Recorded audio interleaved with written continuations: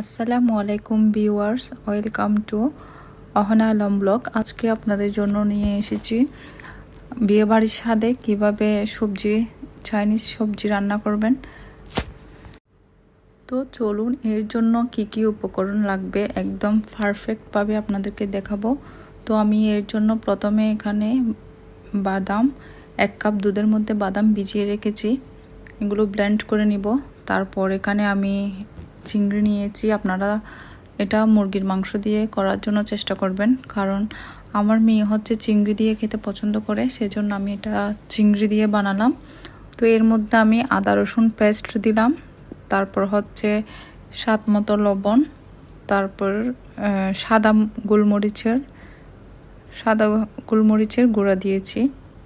এগুলোকে এখন আমি ভালোভাবে মিক্স করে 20 মিনিটের জন্য রেখে দিব। তো আমি এখানে